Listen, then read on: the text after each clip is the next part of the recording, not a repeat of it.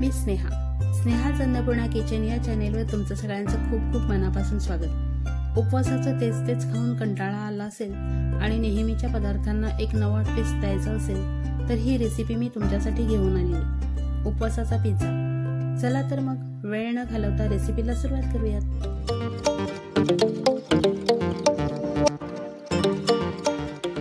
साहित्य: मी इथे राजगिऱ्याचं पीठ 1 वाटी घेतलंय, उकडलेले बटाटे मॅश करून 1 वाटी घेतलंय, शेंगदाणे भाजून कूट करून अर्धी वाटी घेतलंय, कोथिंबीर चिरून अर्धी वाटी, आले 1 इंच, हिरव्या मिरच्या 4, मीठ चवीनुसार, साखर 1 चमचा, 1 छोटी वाटी दही घेतलंय, साबुदाणे भाजून पावडर करून घेतली, गरजेनुसार तूप आपल्याला इथे लागणार आहे, खजुराची चटणी, चिली फ्लेक्स, जिरं 1 चमचा,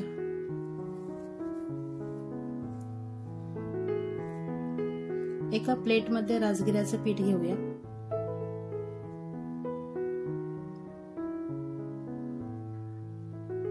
दोन चमचे साबुदाण्याचे पीठ घ्यायचं,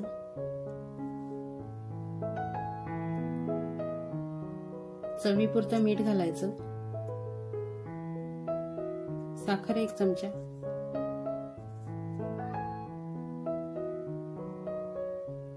मॅश करून ठेवलेला बटाटा थोडासा घालूयात,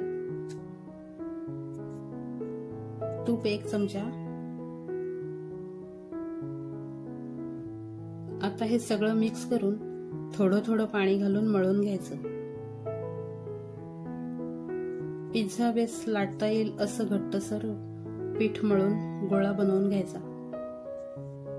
शेंगदाणे, मिरच्या, कोथिंबीर, आलं, जिरं, मीठ आणि मॅश केलेला बटाटा आपण मिक्सरला फिरवून घ्यायचं। पिठाचा गोळा बनवून बेस लाटून घेऊयात।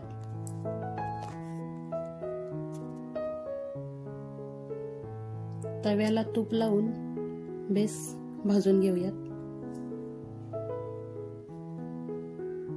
थोडंसं तूप सोडूयात अजून।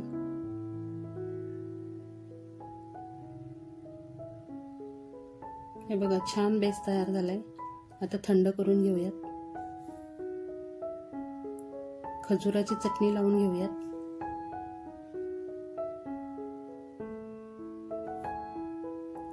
टॉपिंग साठी जी भाजी आपण तयार केली होती ती लावून घेऊयात।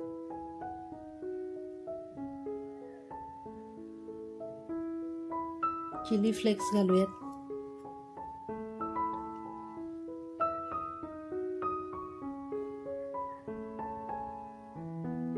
दही, साखर मिक्स करून घालायचं।